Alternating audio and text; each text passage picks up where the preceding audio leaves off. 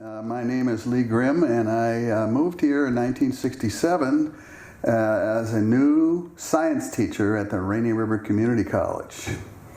And I taught there for 35 years until I retired in 2000. And while I was there, I taught biology, ecology, ornithology, geology, microbiology, and all kinds of ologies.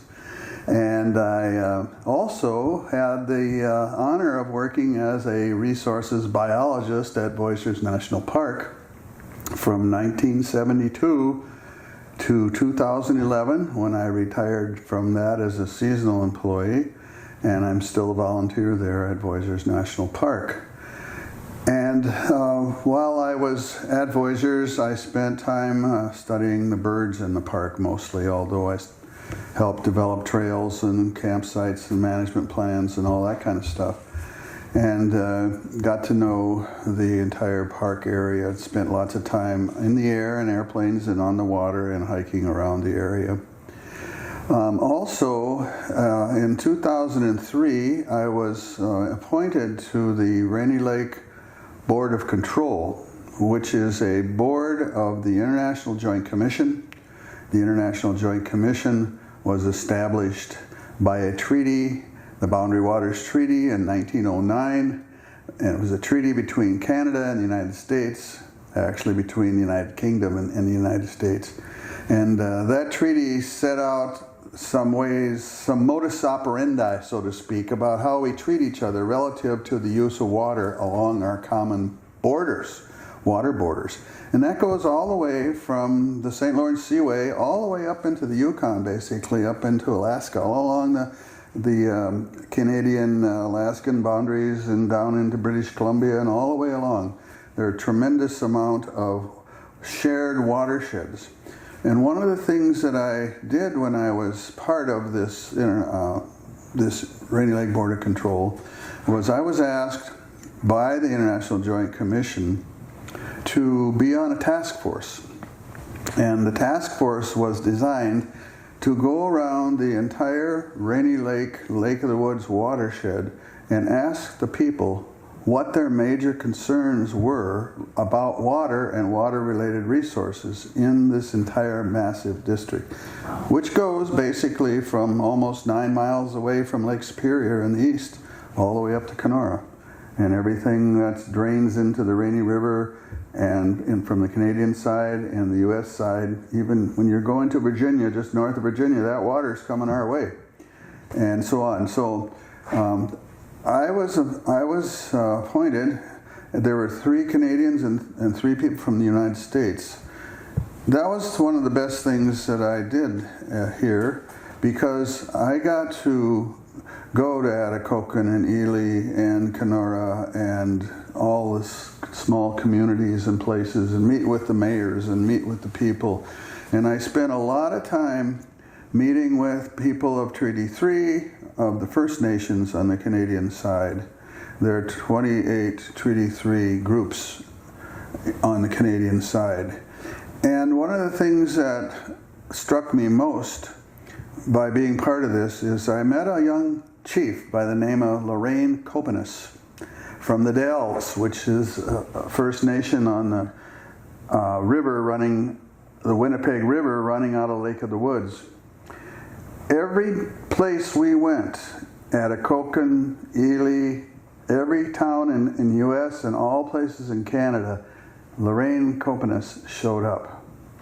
And the reason she showed up is because she challenged the IJC in terms of, have you consulted with us about what you're planning on doing in the future? And we love to have Lorraine be with us, because she brought up lots of really good issues and challenges about how is water being used in this entire watershed. What is it doing to the sturgeon? What is it doing to our manamin? What is it doing to our walleyes? What is it doing to our resources? How is it impacting? And we need a say in how this needs to be done. There were no native people or Aboriginal people on the IJC boards. Really? No, they were never on the IJC commission, the 6 commissioners. So we got a real strong message from those task force meetings that went on for about a year and a half. And we wrote a report, and that report is available through the IJC website. And we recommended that people from the tribes on the US side and people from the First Nations on the Canadian side be incorporated into the process of IJC deliberations. Now I can tell you, that was back in 2011-12, somewhere in there that we did this. There have been 2 new commissioners appointed to the IJC recently. 2 are Native people. And there are Native people now on the boards in this area from the Canadian side and the US side. So one of the things that I felt strongly about is getting that involvement. Also, while I was on this board, the IJC took our recommendations and established what was known as the Rainy River Watershed Board. They merged a board called the Rainy River Water Pollution Control Board, which was set up in 1965 to help clean up the Rainy River from International Falls to Lake of the Woods. That was a board of the International Joint Commission. And that board would meet with the Rainy Lake Water Board of Control, which was responsible for regulating water levels behind the dams at Namakan, at Kettle Falls, and at International Falls. Those 2 boards eventually, the IJC, after they took the task force report and so on, they recommended the development of the new board, and that new board was established. And the best thing about the new board is this. In the old days regarding water level management here, there was a colonel from the Corps of Engineers and a colonel or a military person from the Canadian side. They were the people that would come to the community once a year and talk about, do you have any concerns about what's going on with water? And I remember going to some of those meetings the first time I came here back in the 67 area. There was a lot of bitching and moaning about things. They would listen and they'd go away. And then the next year they'd come back again and then they go away. Well, one of the things that the IJC recognized eventually is that if you want to have feedback and if you want to have interest in how people feel, you get them involved. Well, I was one of the first citizens appointed to the Rainy Lake Board of Control. And there was a citizen from the Canadian side too, on the other side. That's how I got involved. So eventually we decided that we would not just have our meetings here once a year in August in International Falls. We began to go to Baudette and Kenora, and we started to get other people involved. Pretty soon, the IJC, as a result of the task force recommendations, also established an industrial advisory group. And an industrial advisory group is made up of people from agriculture, farming, logging, mining, electrical stuff. And so they appointed members who volunteered on the Canadian side and on the American side to this industrial advisory board. That board meets and makes recommendations to the Rainy Lake Board of Control, and that eventually, of course, goes to the IJC. They also set up what's known as a Citizens Advisory Board. And that board is made up of citizens from around the watershed, and the industrial group is from around the watershed as well. For example, people in Ely that own businesses, they're on the board. People in Atikokan that own businesses or are involved in industrial things. Farmers from out west in the west of International Falls that have big farms out there, they're part of this group, and so on. When it comes to the citizens group, these people are not necessarily involved in the industrial side of things, but they are citizens who are concerned about water levels and water quality. These advisory groups have large amounts of people, like 10, 15 in some cases, some less. So what's happened is that from the time the IJC was present in our community as two people, today its presence is felt by a Citizens Advisory Board, an Industrial Advisory Board, an expanded Watershed Board, which is made up of more than, it used to just be 3 people on these boards, 3 from the Canadian side. Now it's made up of a significant number of 12 or so from each side. And those people are not necessarily only people that work for the government, let's say Environment Canada or the Ontario Ministry or the DNR, but they're also citizens or members, let's say, of First Nations or members of tribes. To me, teaching was great. It was a wonderful way to learn who lived in the community. I see children of students I had back in the 60s, and I call them by their parents' name, and they get all upset about it. and working for the National Park Service, of course, one of the mandates is to preserve and protect for future generations the resources of the national parks. I strongly believe in that. That impacted me greatly to appreciate this area here, this International Falls area, this so-called Boundary Waters area, this biome, so to speak, which is a mixed deciduous forest, coniferous forest biome, which is at the boundary of 2 major types of ecosystems in the United States and Canada. And it taught me to learn about the geology of the area, and I eventually went to take courses in glacial geology and taught at the community college geology. I taught ornithology, so that was one of my favorites, and so I learned about all the birds in the area and taught my students about them. And then as a park employee, I monitored the eagles and osprey and gulls and cormorants and herons and ducks and forest breeding birds and all those things, and took my students out there because the park let us do that, and they actually paid the way and let us go out and do these things. So what I'm trying to say is that working as a resource naturalist, working as a teacher, learning about geology, and working with the park researchers that come in here, people that are fire management specialists, people that are water aquatic ecology specialists, all these things. Over a period of time, I was able to learn about all of the research and all of the findings of all this research and put all that up in my head, hopefully. I forgot a lot of it, but but anyway, I'm just trying, you asked me about myself, and so I'm trying to tell you about where I'm coming from. I'm not trying to brag here, I'm just trying to give you a background of why I feel the way I do about things.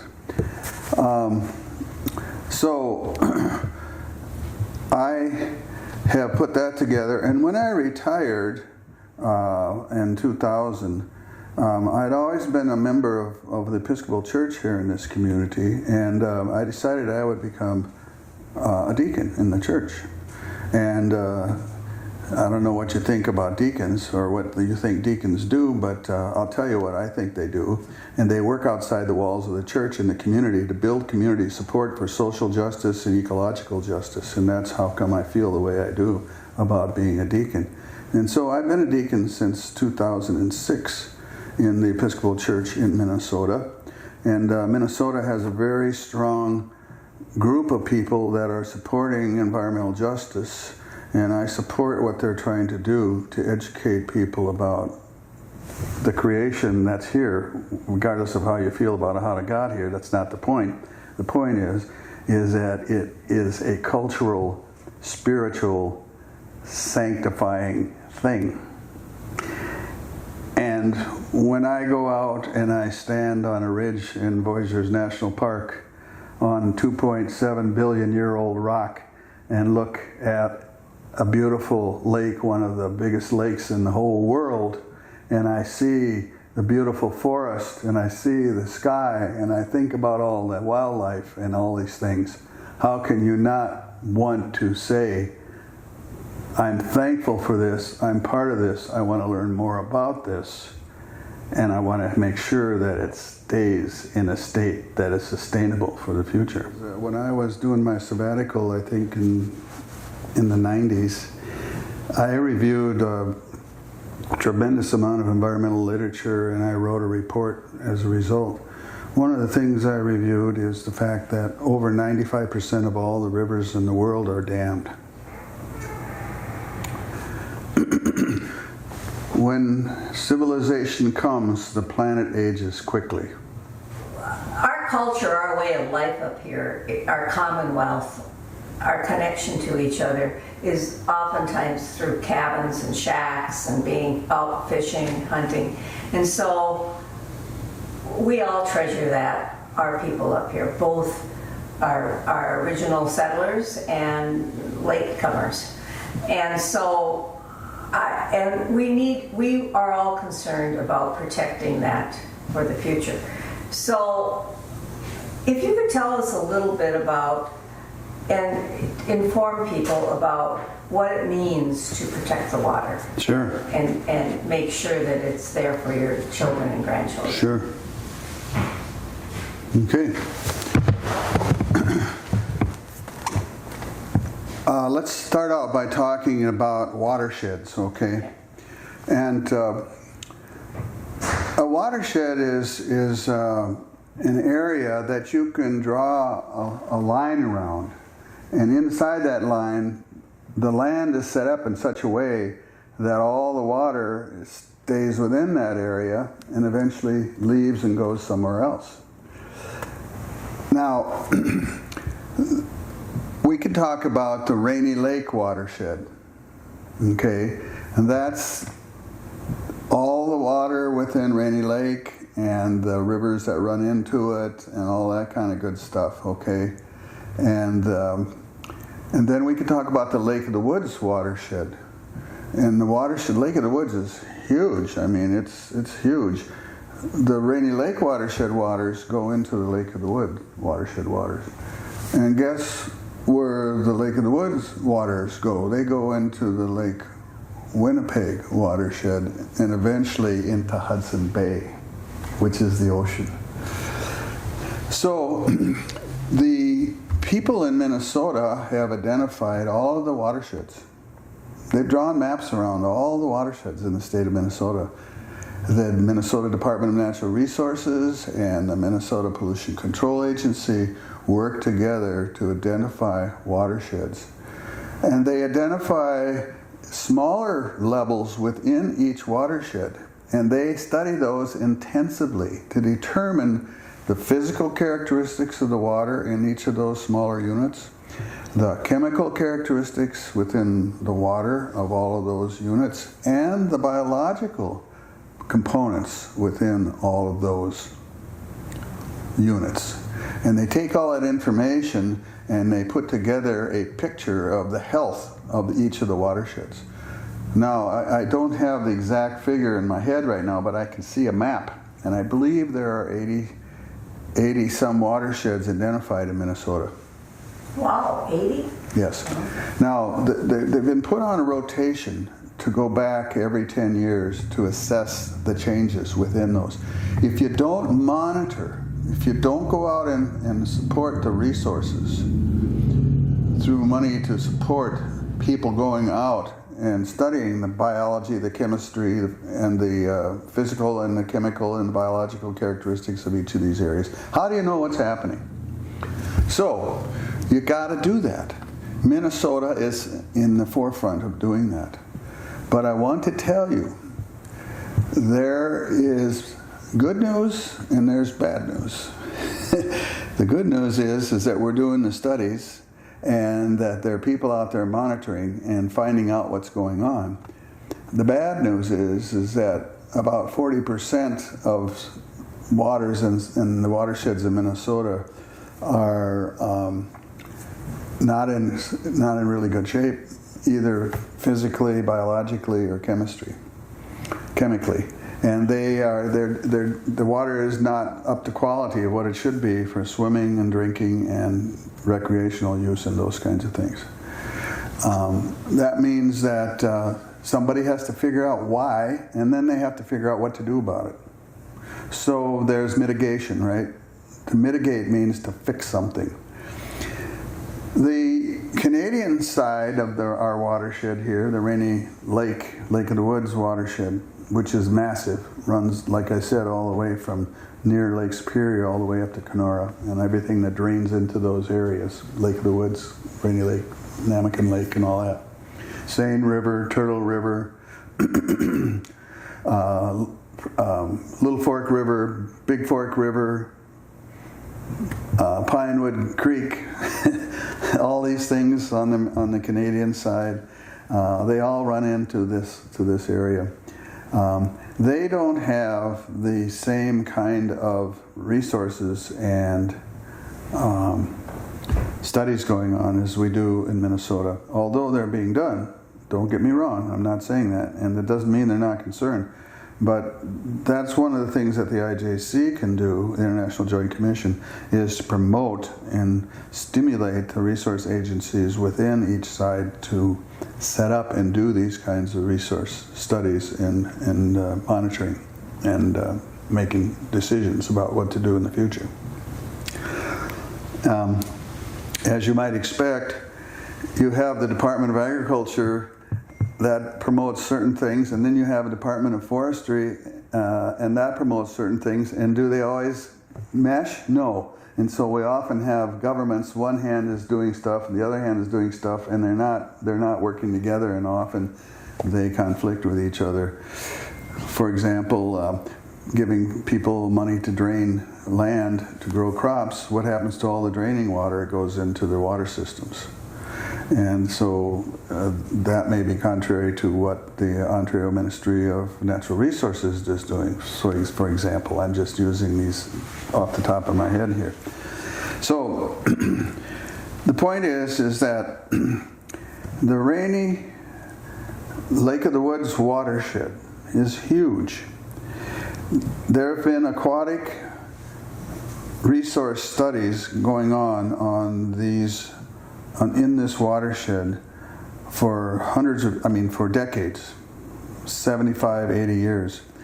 When the national park came here, they hired aquatic resource managers, and they began to do systematic annual monitoring of water quality.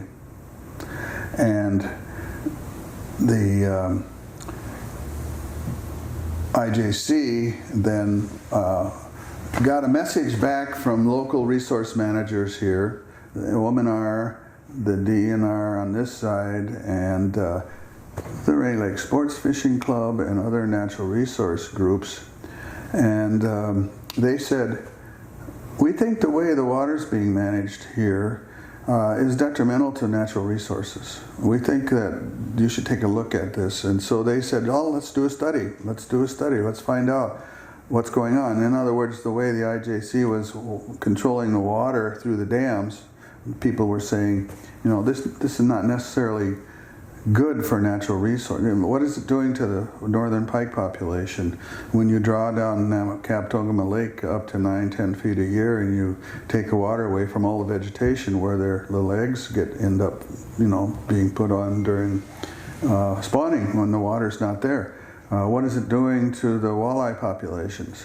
What did the dams do on the Seine River? There's 6 dams or so in the Seine River. What did it do to the sturgeon population above the dam on the Seine River, right above the Seine River First Nations homeland? Well, essentially what it did is it took out all the sturgeon, and there aren't any in that stretch of the river for a long, long way. What is it doing to the spawning of the sturgeon below the dam when dam operators are letting tons and tons of water out and flushing out the place, or they're not letting water out and the river dries out when spawning goes on? In other words, what's the timing of generating electricity relative to the timing of the spawning and the producing of new sturgeon and walleyes? Are they in sync? No, not necessarily. What is it doing to the wild rice, the mannomin? What is it doing? what happened out in Rat Lake area there, south of the Seine River First Nations, on Rainy Lake, where the traditional wild ricing areas were. When you raise and lower water levels at the wrong time for wild rice, guess what? You don't get any wild rice. And what happens if you have a whole pile of alien species come in, water species come in, like cattails, hybrid cattails that come in here, and they start growing in the area where the wild rice beds are, and eventually they replace the wild rice beds, and then what do you lose? You lose your wild rice, which is extremely important to Native people in terms of food and money to survive. So you see, people were pretty upset about some of these things. So eventually what happened, to make a long story short, is that the International Joint Commission listened to a group of local people here who got together and said that they need to change the way in which the dams are operated. And so they came up with what was known as a change in the rule curves. The rule curves are levels of water, a high level and a low level of water in the reservoirs behind Kettle Falls and behind Rainy Lake, the Rainy Dam at International Falls. In 1937, the IJC said, okay, we need to manage the water levels, but there were no curves. Eventually, they developed some curves, a high and a low, and those were changed in 1970. In 1970, the rule curves were followed all the way up to 2000. And the reason they were changed in 2000 is because of the citizens that got together here and said, hey, we need to have a better look at the resources in our area, and not just power generation and the use for the mills necessarily. And of course, there's the resorts, and there's that whole business about tourism too, and how did that impact? You know, when you were at Keck's Cove down in Kaptogama, and to get your boat in the lake and opening fishing, you had to go close to a quarter mile to find enough water to put your boat in because of the way the waters were drawn down. That would kind of tick you off, wouldn't it? Not only that, it would make it so that people who would want to go there. So, you know, that was an example. Other people had concerns about high water levels, you know, screwing up their docks and their waterfronts and things like that. So eventually, the water level high rule curve, so to speak, and that curve goes down in the fall, down to before ice out, and then it comes up in the spring, and then it levels out, and then it goes back down on an annual cycle, the high and the low. Is that a natural cycle somewhat? Of course it's a natural cycle, but when you put the dams in, of course, what you lose is a free-flowing system. And what you did is you put the dams in, and so those dams are put into control. Power, not just electric power, but financial power. All of this stuff is about power, and who has control to make the power happen. And so anyway, we'll get into that later. So one of the things that the IJC said about the water levels in the Rainy Lake area and the Namakan Lake area, by the way, Lac La Croix is not impacted because the Namakan River runs out of Lac La Croix into Namakan Lake, and it goes downhill, so the dam doesn't impact that. It only impacts Crane Lake, Sandpoint Lake, Little Vermilion Lake, and Loon Lake, and Kaptogama and Namakan over that side, the Kettle Falls Dam. The International Falls Dam, of course, impacts Rainy Lake, all of Rainy Lake. So anyway, the IJC said, well, you guys, the people here that decided they wanted to have these changes, we're going to give you 15 years to do a study to see what the impact was of those changes, changing the rule curve from 1970 to the 2000 rule curves. So, during 2000 on until just this last year or so, that happened. Lots and lots of research went on. what were the impacts on northern pike? What were the impacts on aquatic vegetation? What were the impacts on walleye? What were the impacts on cultural resources? What were the impacts on wild rice? What were the impacts on beaver? What were the impacts on loons? What were the impacts on so on, so on, so on? What were the impacts on mussels in the river? Because the water, obviously the river is going to be impacted greatly by how much water you release. What were the impacts of the changes on the sturgeon spawning on the Manitou Rapids by Rainy River First Nations? What were the impacts? You know, on and on and on and on and on and on. And I was on the board of this board, either the Rainy Lake Board of Control or the Watershed Board. And every year we would have to report on what was happening in terms of the research and so to the IJC, so they knew what was going on. Every 6 months we would report back to the IJC. And so they were getting feedback from the locals here and from the people. One of the major concerns, of course, was Manoomin wild rice. Eventually, once the new board was established, the Rainy Lake Watershed Board, not the Rainy Lake Board of Control, Chief Earl Klein was appointed to the Rainy Lake Board of Control group. He represented the Seine River First Nations. And the Seine River First Nations established a really good relationship with Peter Lee, Dr. Peter Lee at Lakehead University in Thunder Bay. And the IJC came up with about $100,000 to match some funding from other sources to give Seine River First Nation money to study the impacts of water level changes on wild rice. And they also gave them money to harvest cattails that were overtaking their wild rice beds. And one of the things that we did as a result of getting these impacts is respond. And the IJC responded. And so this has been an ongoing study now for a long, long time. John Cabotay and Tom Johnson and other people at at Seine River First Nations, working with the Ontario Ministry and with Lakehead University, have actually reclaimed some of their wild rice beds using these studies and these efforts so that they can now go there. The seeds are still down in there, and after you got rid of the cattails, the rice comes back. Also, they are talking about other ways to improve their ability to generate more wild rice in areas that it used to be, it's not anymore.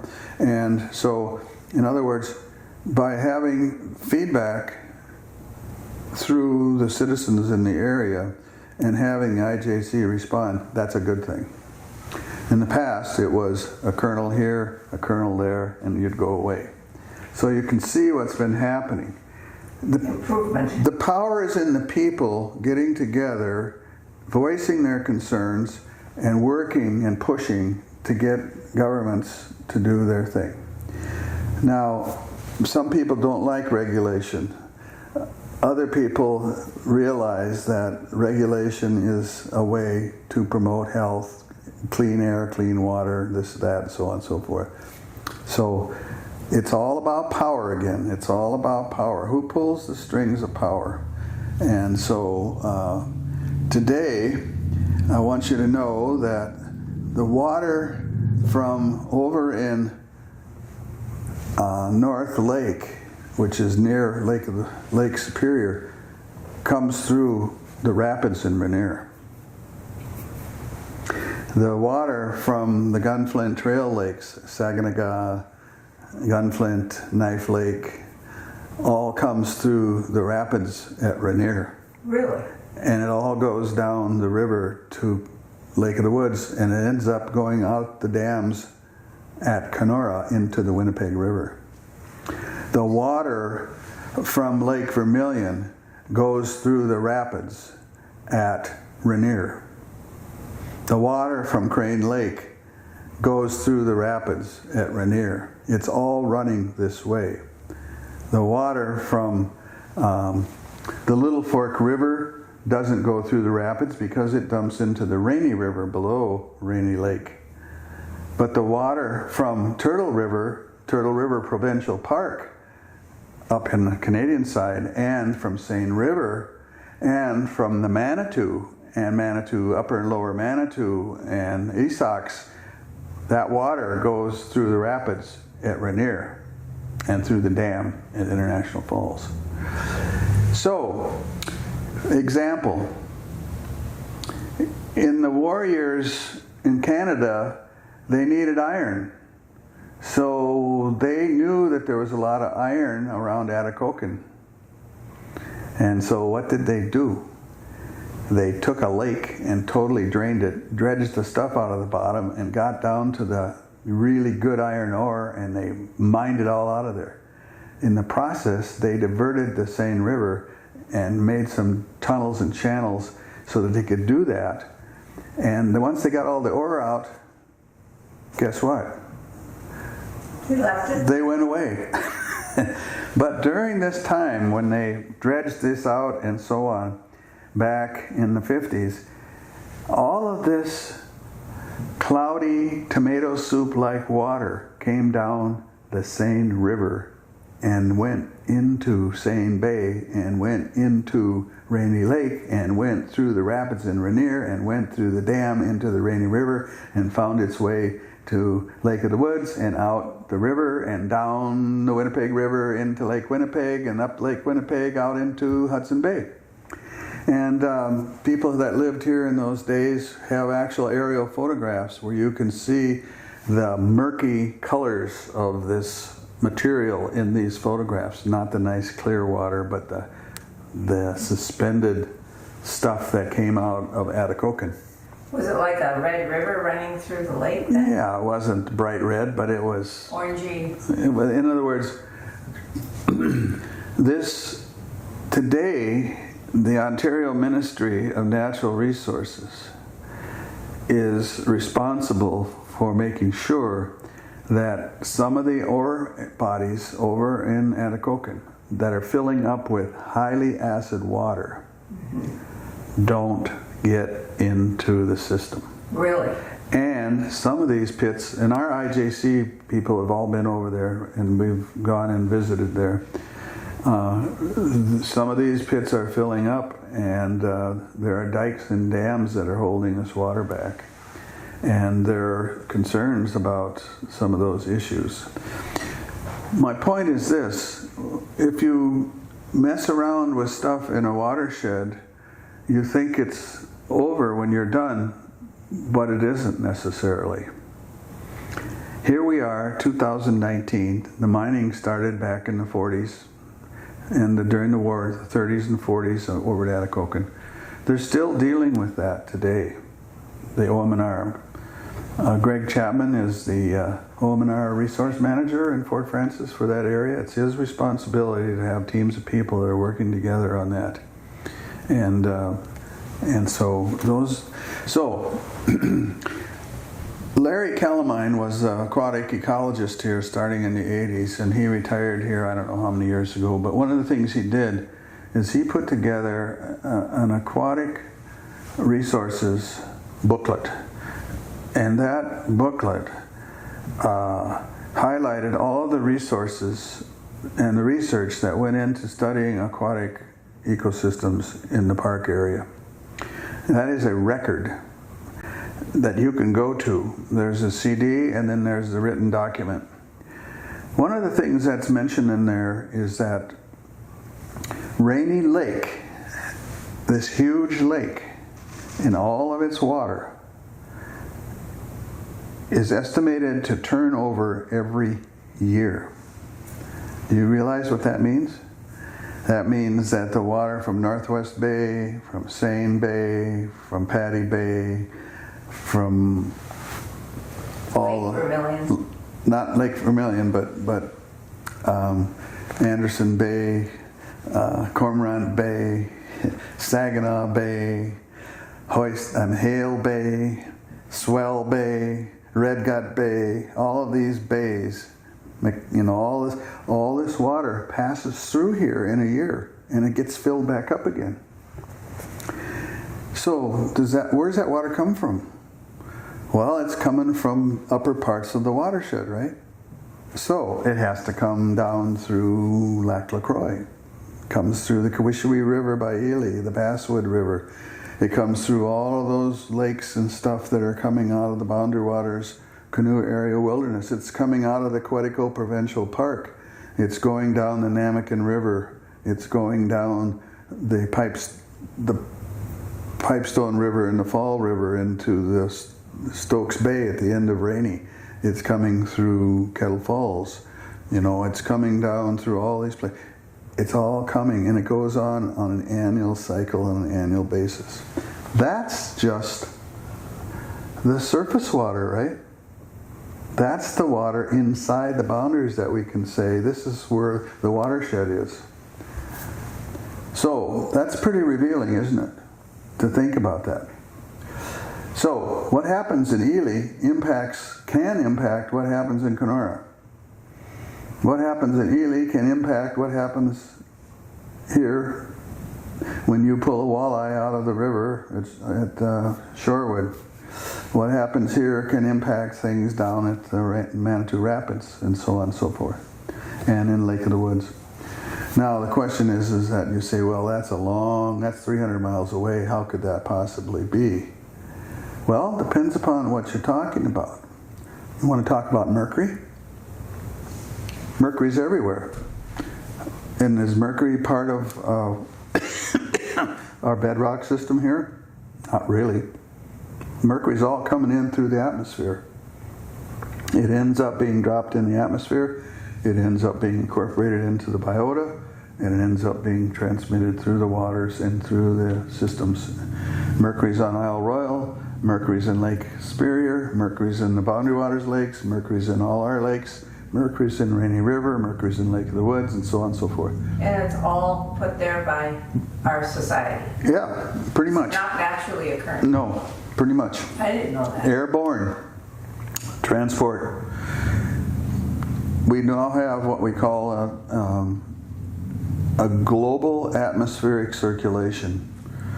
And most people believe that the mercury source is from here, even though it comes from burning coal and burning garbage and incinerators and things. A lot of it is coming from places like China and India, where we're burning tremendous amounts of coal and from coal-fired power plants. Now, I want to get back to, so the point is that does what happens over there have any impact on what happens here? Yes, it does.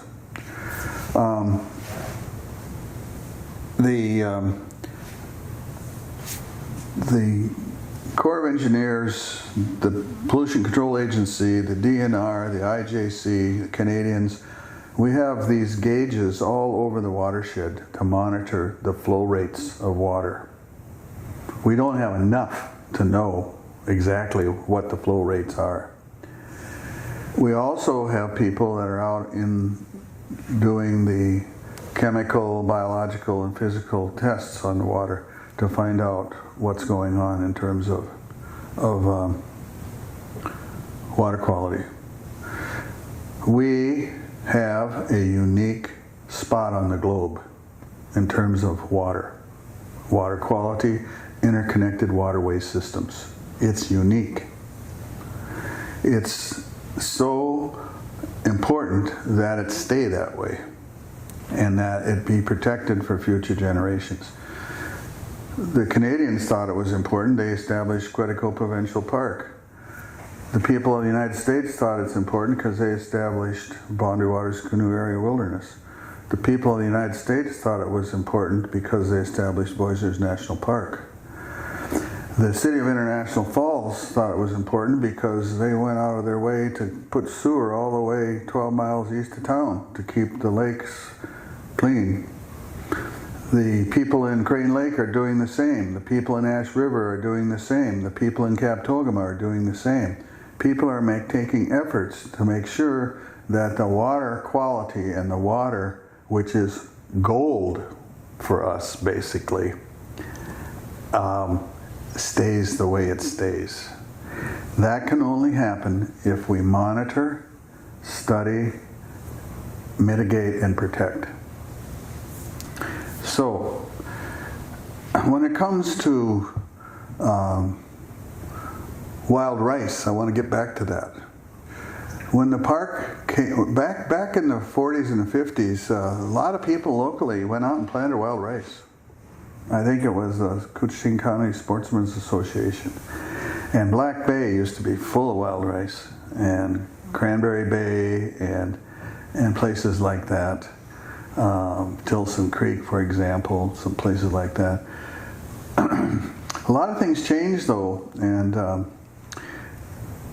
when the national park came here, one of the superintendents said, we need to listen to the people from Bois Forte, who were the people that were here in the park, and they consulted with them, and they suggested that maybe we try to reestablish some wild rice. And so I remember 2 people from Northwest Bay being hired to go out and plant wild rice all around the park. And they did, because there wasn't a lot of wild rice. The water level fluctuation thing was really tough on it. And they did. And today, when you go back to these areas, there's some wild rice in these areas. And so there were efforts to do that. But the water level thing is the thing that's most important about wild rice. That's what Seine Bay is doing up in Seine River First Nations. They're actually studying how plants grow during certain levels and what happens when the water levels go down to try to find the optimum for wild rice production. I heard that wild rice is sort of our canary in the coal mine where it comes to sulfate getting into the soil at the lake bottom. That sulfate tends to be a increase near mining towns. For instance, the Iron Range taconite industry hasn't had an impact on sulfate in the soil of the lakes there. And so since everything turns over and there's an underground river too as well that flows in this area, many underground rivers probably. Is anybody looking at the sulfate levels in the soil of Rainy Lake, the bottom sediment? Yes, the Park Service has been doing water quality studies ever since its resource people have been here, and there's all that data is available. Sulfur is an essential chemical for plant growth and for protein structure. Too much of it's not good. Not enough of it's not good. Not having enough of it. It's like potassium, calcium, sodium in our bodies. It's the same thing in plants. The issue with sulfur is been highly studied. Dr. John Pastor from the Natural Resources and Research Institute at UMD in Duluth has done a lot of studies on this. He's been in the park and studied vegetation here and so on. He's also done a lot of studies. He has concerns about the recent decisions about levels of sulfur in water that PCA has established.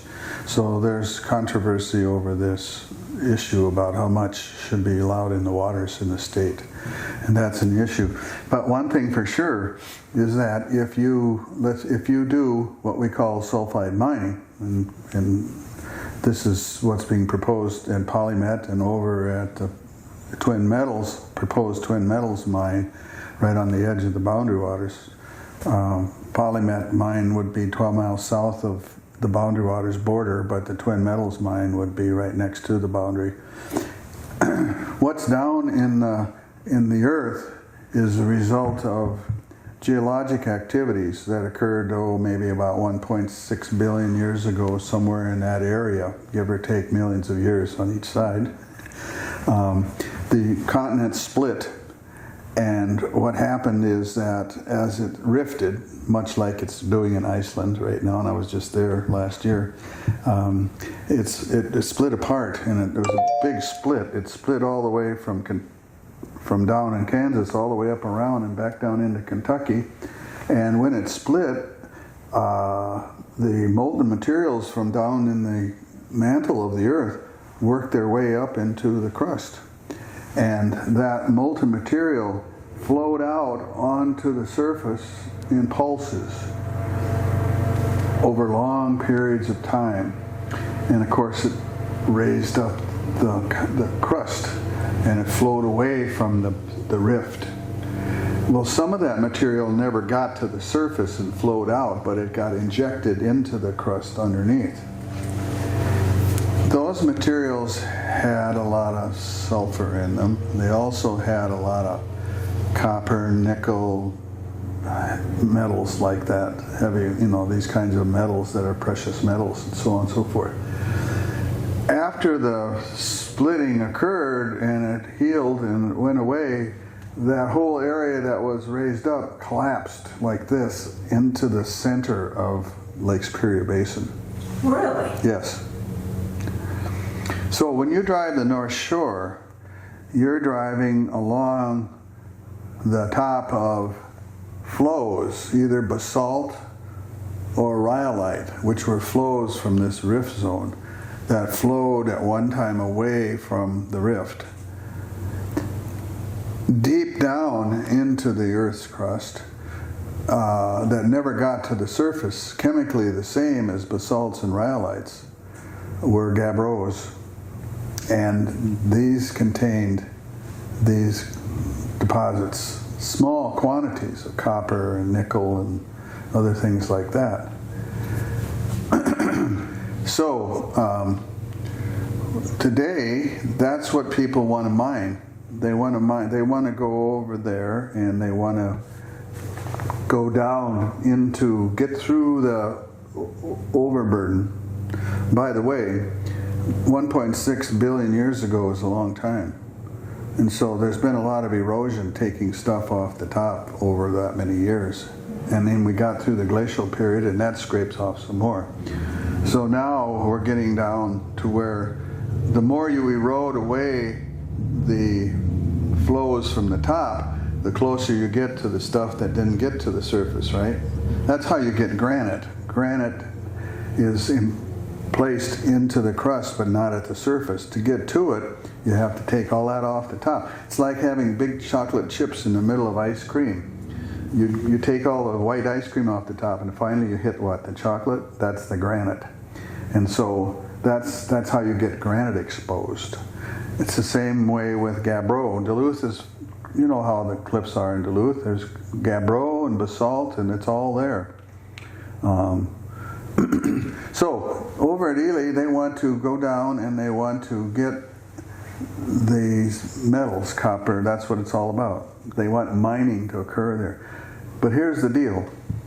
0.3 to 0.6% of any given volume of rock over there that they mine is these metals. So what do you do with the rest of it? You gotta dump it somewhere or you gotta bury it down in the ground. Now we haven't talked about groundwater yet. What is that? Well, groundwater is what's down under the superficial waters. If you have a well, you're dealing with groundwater. It's not, there's a lot of bedrock up here, isn't there? And it's really, really old bedrock. And it's been cracked and fissured and bent and twisted and intruded and all that kind of stuff. And it's not like where you have a bunch of sand and you put water on top of it and it goes right down through. It has some porosity, but it's because of its nature, the water doesn't behave the same way as it does in sedimentary rocks, for example, like sandstones and that kind of stuff, mudstones. So let's say you do some sulfide mining, and one of the things that happens is when you bring these materials to the surface and they hit oxygen, they turn it into sulfuric acid. And what you end up with is acid mine drainage. You got to deal with that. It's a waste product of mining. What do you do with that? That's the question. And so the proposal is to spend 20 years mining and then go away. And what you do is all that time you're mining, you develop these stockpiles or tailings, and you store them. You either store them underground or you store them in a tailings pond. Now, in the way most of the tailings ponds are, if you've ever flown into Hibbing, you look around and what do you see? You see these big ponds of tailings from the taconite mining. And in the old days, they were the dumps. My wife grew up next to a dump in Hibbing. Right. I know all about the dumps. Red piles. We're talking about. Yep. We're talking about mountains of these things, not just a little bit. Yeah. Yeah. So what does it take? Water? Yes. There's no shortage of water in the boundary waters, or there's no shortage of water outside the boundary waters. But it's going to take some water too, isn't it? And so they're going to have to build dams, aren't they? And they're going to have to build dams to hold back all these tailings and all the water. And when you build a dam and it rains and stuff, what happens? The water, and it's a catchment, isn't it? So one of the things that can happen here is that hopefully, if this mining ever occurs, that there are protections so that all this stuff that is brought up out of the ground that is stored in containment, and it can't get out of its containment. But there's a problem. Nowhere where there's been acid mining for copper and nickel and these things has there ever not been containment. There's been leaks. And when those leaks occur, one of the major issues is what happens to the sulfur. And you can maybe test it on the surface easily, right? Because you can go and grab the water out of a river or out of a lake. But how do you monitor where it goes through all the little cracks and fissures down in the bedrock? And the studies that have been done on this area by Tom Myers, who's a hydrogeologist type, all they can do is do some modeling, and they can try to predict if you have these spills, how long will it take these materials to find their way through the groundwater. And eventually what happens to groundwater? It surfaces somewhere. It comes out and goes into streams, rivers, and lakes. And but where? Where does it go? Who knows? So that's an issue, isn't it? Now, so sulfuric acid. That's the stuff of acid rain. Right. And that's caused by leaks from tailing ponds where the water... No, it's caused by sulfur compounds combining with hydrogen and creating H2SO4, which is hydrogen sulfate, which is sulfuric acid. The tailing, because... So the tailings, the bringing up of these sulfides from down in the earth, which got there because it came out of the molten materials. There's a lot of iron and sulfur and stuff down in these molten materials. So when you blast it and bring it up and bring it out and put it to the surface, the oxygen hits it and it changes it into acid. And so you got to deal with that. Now, the thing about it is that the state of Minnesota has got a permit. If there's going to be mining, the state of Minnesota has got to permit this to happen. One of the things that they have to do, and this is one of the issues that's come up, is that they may have to store these things for up to 500 years. The country's only 250 years old. Name one company that has survived for 500 years. Well, the country's not 500 years. I know. Name one company that is, maybe the Hudson Bay Company that deals with animal furs. But anyway, the issue is that the government has got to make the companies responsible for monitoring and mitigating the potential impacts of diminution of water quality or the destruction of water quality. I understand, Lee, that one of the words they had to mitigate in the original EIS assessment, or it was part of the plan that the company would also monitor, but the final plan that went through took out the word, no, they were going to monitor and mitigate. The final plan eliminated the word mitigate. I'm not up on that, and I haven't been involved in all that. But, it doesn't do any good to just monitor. No, because... Monitor and mitigate both. But the question is that what happened in Atikokan? Well, it was a national emergency, and so the government asked for the minerals, the iron and stuff, to support the war. And so apparently, the government pays to clean it up. But now these are private companies. This company, Twin Metals, is a Chilean company and a spin-off of a Chilean company. If you look at where they have mines in the world, and by the way, people might tell you that there's a shortage of copper and that this place here in Minnesota is the solution to that shortage. How many times, you're from the range, you grew up on the range, how many times were miners laid off on the Iron Range over the years that you grew up there because of Every time you had it follows the bust and boom commodity price cycle. Do you think that applies to copper, nickel, and these other things as well? And how many people in the Congo and Peru and Arizona and all the other places where there are copper mines in the world, how many other places do you think this happens? How much can you spend to get a small percentage of copper out of a bunch of really hardcore rock and keep it going over time? And how many people do you need? It's not like the old days. Now, you're not going to have that many people that are going to be hired to mine. There are going to be some. The people that are managers and so on, they're going to have to be highly trained and so on. So the issue is this, is that over time, with the coming of artificial intelligence and robots and all these kinds of things, and the people that own the companies, what are they trying to do? They're trying to maintain their bottom line, right?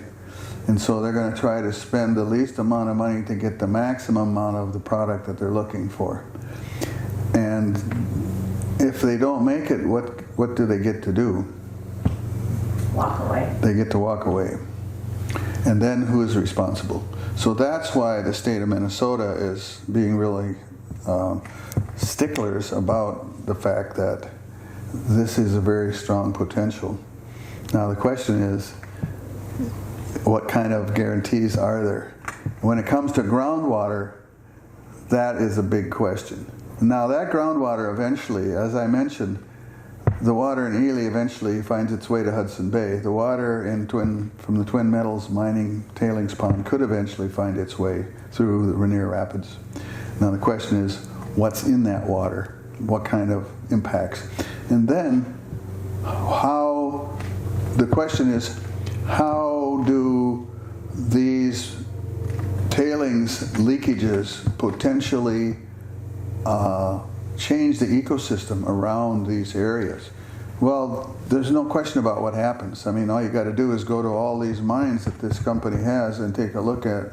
And they had a tailings dam break in one of the South American countries. 2,000 people got killed, and all this kind of stuff happened as a result. Who pays for all that? So these are questions. Once you have that happen too, it's irreversible. 500 years, right? I mean, and there's no way. No. Isn't that true? Well, I believe so. You know, the state of Minnesota isn't getting any bigger. The number of people living in Minnesota is getting bigger. the demands that the people in Minnesota are putting on the resources is getting greater. They're not making nobody's making the kinds of environments that we have set aside by provincial parks, by the Forest Service, by the National Park System, and by the state of Minnesota. Lake Vermilion's got a state park over there, and these kinds of things. Those are we're lucky we live in Minnesota because we have a tremendous diversity of land uses. One of the things we shouldn't do is screw up the land uses by making bad decisions about how we might impact the ecosystems of each of those areas. That's my feeling anyway. So, Lee, I think you've given us a very thorough understanding of the geology of water here and the connections we have throughout the whole region through our watershed. How valuable, do we treasure this resource, and how should we look at this as let me start over. I want to get into blue gold. What's the lead up to that? What's the value of clean water? All right. So let me start here. All right. So I think that in listening to your wealth of knowledge in this area, that I think we have a fuller appreciation of the interconnection of water throughout this whole watershed, stemming all the way to, Grand Marais, all the way up to Kenora and into the Hudson Bay. But why, even though we're connected this way, what is the value of this clean water? What should we be looking for in terms of shit? Yeah, what's the value of clean water? That's good. Okay, let me try it one more time. See the complete piece. I never know where I'm going. Okay, so you described the interconnectedness of all the people who live in this area with this shared watershed. So what is the value of clean water? Well, I would like to take a crack at that, if I may. Yes. Lots and lots of people have asked that question. Here's a book called Saving Quetico Superior, A Land Set Apart, written by Newell Cyril. His father was a big shot in the House of Representatives at one time. And Newell is a historian type, and he wrote this book because he wanted to let people know how they felt about the importance of the Quetico Superior. In other words, these boundary waters that we're talking about, this actual watershed that we're talking about. And the Superior too. The Superior Lake Superior watershed is another story, but we haven't talked much about that, but that's equally as important in this book as well. So this is a history of what's happened up until about the mid-70s in terms of who's done what in looking at the Quetico Superior watershed. And it's written basically from a conservation perspective. And that's how they view this landscape, this watershed, as a pristine, and I use that term, pristine, compared to Lake Mille Lacs, compared to Flint, Michigan, compared to other places that we know have impaired waters and so on and so forth. That shouldn't be a bad word. That should be a word that means the kind of water, the clarity and quality that we want. And so they were willing to fight for this and to fight for maintaining this for future generations.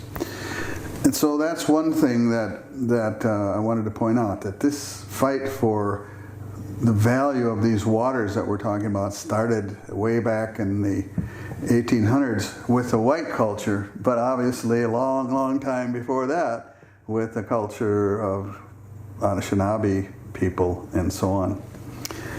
Another book I wanted to point out here is called Nature's Services, Societal Dependence on Natural Ecosystems. And this is really a really good book because it points out here that most people don't realize what an ecosystem is and what its value is for society. It's easy to go to the store and get a gallon of milk and a pound of hamburger and some bread and some vegetables and strawberries and not have a clue about where they came from and what happened in the process of making those and growing those and getting that whole thing accomplished. An ecosystem is an important part of our environment. It's all of the living and non-living things that are present in a given area and the relationships that exist amongst them. And these things interact in a synergistic way to sustain the quality of the area in which they're present. So clean water with lots of oxygen and cool water makes for good lake trout. Warm, hot water with little oxygen makes for no lake trout being present. How about the fact that it got so hot in Alaska this summer that the salmon in some of the streams really were stressed examples. So there are ecosystems that work to be stable, and then there are things that happen and they provide services for all of us. So I just wanted to talk about that for a second, and I wanted to just make a list here for a minute about what we mean by ecosystem services. Ecosystem services include the purification of air and water, the mitigation of floods and droughts, the detoxification and decomposition of wastes. Can you imagine what the planet would be like without fungi and microbes? The generation and renewal of soil and soil fertility, pollination of crops and natural vegetation. Most people think, well, it just takes bees and a few birds, but there's a whole pile of other things that are pollinators and so on. Control of a vast majority of potential agricultural pests, dispersal of seeds and translocation of nutrients, maintenance of biodiversity from which humanity has derived key elements of its agricultural, medicinal, and industrial enterprise, protection from the sun's harmful ultraviolet rays, partial stabilization of climate. We're in a problem right now. Moderation of temperature extremes and the forces of winds and waves, support of diverse human cultures, and that's for sure, providing of aesthetic beauty and intellectual stimulation that lift the human spirit. Those are pretty cool things, and this book is all about those services. The question is what do we do when we start interrupting those services? What do we do to the sustainability and the stability of the systems that we live in? So, the value of clean water. The value of clean water. Well, we'll know the value of clean water when we know that we can't drink it anymore. When we know they put a ban on swimming in a lake because of pollution due to E. coli.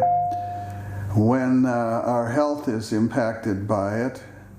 When the river, such as I used to fish in when I came here in 1967, had so much poisonous hydrogen sulfide in it from the mill and industrial waste and municipal waste from the potential lack of oxygen in the rivers, and I couldn't reel in my line because of all the fibers from the paper mills and so on. And couldn't eat the fish. You'll know the value of clean water when those things happen. You'll know the value of clean water when you're banned from using certain places because the water is contaminated with toxic environmental substances, such as the materials produced by blue-green algae that are toxic to your dog, or due to outlandish algal blooms that are occurring in Lake of the Woods or places like that. You'll know the value of water when your dog can't go in the lake anymore, or you have to take your dog to the vet, for example, to make sure they don't die because of the poisonous toxins that they've sucked in from the water that they were swimming in. So you can go on and on and on and on and on. You'll know the value of clean water when you can take a cup out of your canoe and take a drink. And you'll know the value of clean water when you can have a well with pure, clean running water and things like that. So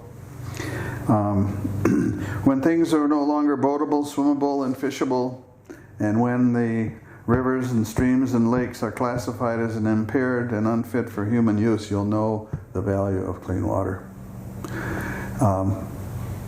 The last thing we need to do is to put at risk the clean waters that we have in our system.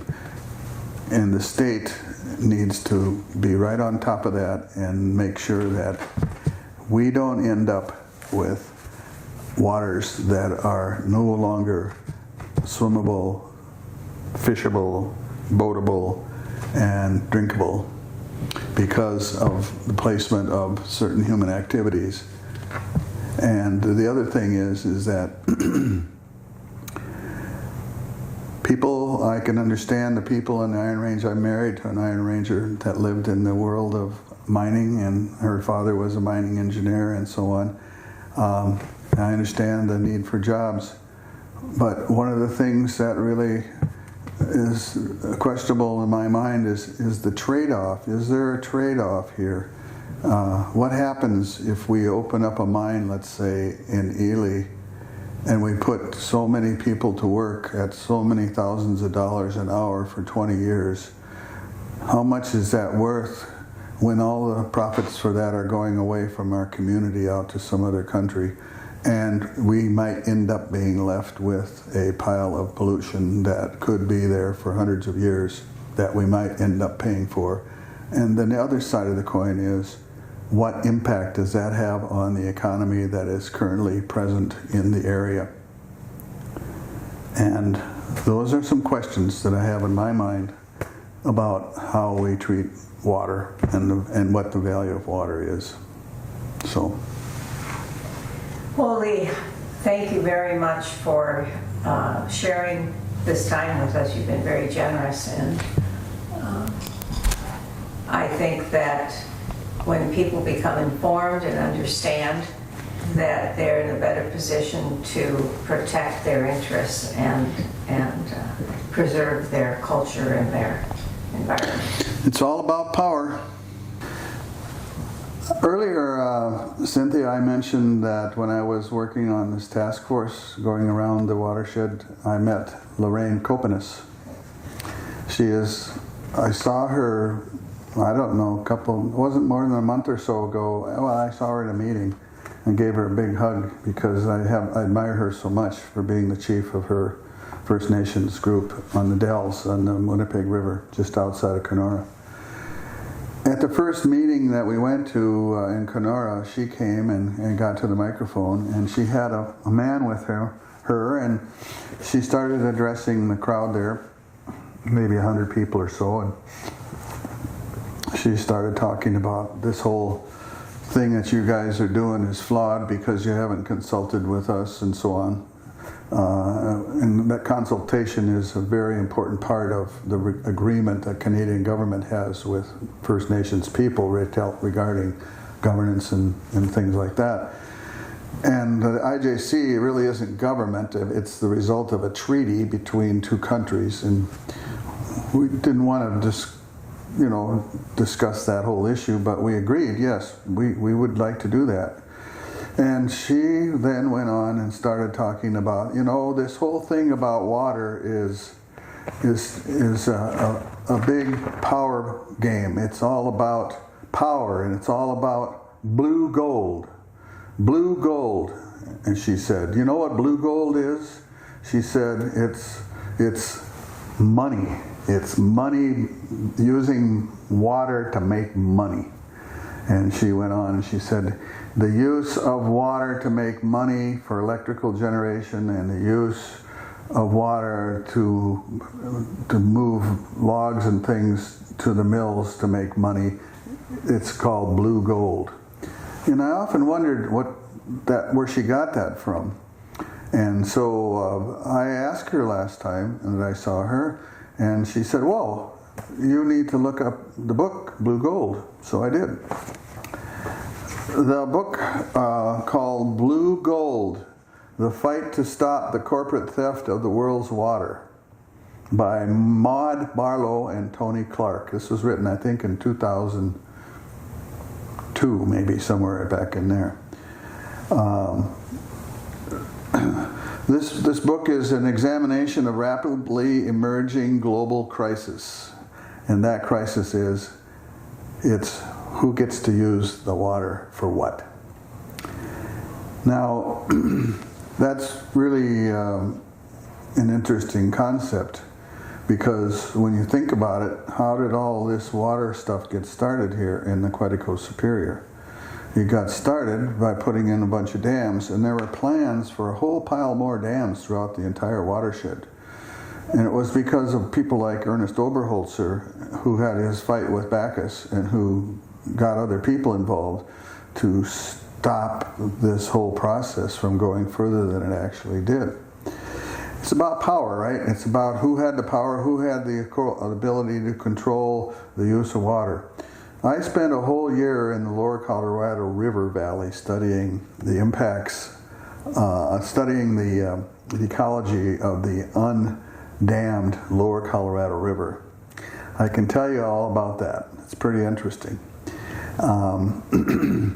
The whole river, of course, is pretty much used for purposes of power and using to go to Los Angeles, and of course the whole state of California is all about reservoirs and runoff from the mountains and control of moving water from one place to another to feed the population centers and to feed agriculture, basically. So this book is all about how that works. Then later on she wrote another book called Blue Future, Protecting Water for People and the Planet Forever, which is kind of like a response to this book by Maud Barlow, the original author. The coming grab for the planet's dwindling resources is the defining issue of our time. Well, climate issues are an issue too, but water is not a resource put here for convenience, pleasure, and profit, but the source of all life. It is urgent that we clarify the values and principles needed to protect the planet's fresh water. Talk about putting a mine next to a pristine water environment is one of the things that she would talk about. One of the people that responded to this about what her book was a guy by the name of Dr. David Schindler. He was my teacher in college when I was at NDSU, and he went on to be one of the world's pristine limnologists, a man who studied lakes. He's been all over the world studying and research. Limnology is the study of lakes. He grew up in Barnesville, Minnesota. Anyway, he said, Blue Future, the book, is by far the most up-to-date treatise on threats to the world's dwindling freshwater supply. The scenario that Barlow presents is scary. Fortunately, she also proposes what must be done to prevent the corporate control of water, an extremely powerful book.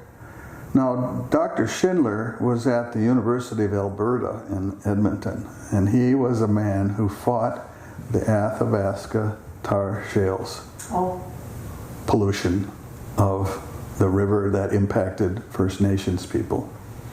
He knows what it's all about. And he's been in Minnesota, and he's talked here, and so he's been all over the world talking about protection of water and what needs to be done and what the threats are. And as a result of these two books, and Lorraine Kopanis, she also led me to see that there's a video called Blue Gold, World Water Wars. And this is a video that you can look up and find. It's about an hour long. It's it was an official movie of the 2009 Palm Springs International Film Festival. So if it was shown at Palm Springs, it probably has some validity, because Palm Springs is in the middle of one of the worst water deficit places there is. And can you imagine all the water on all the golf courses in Palm Springs, California? And swimming pools. And swimming pools.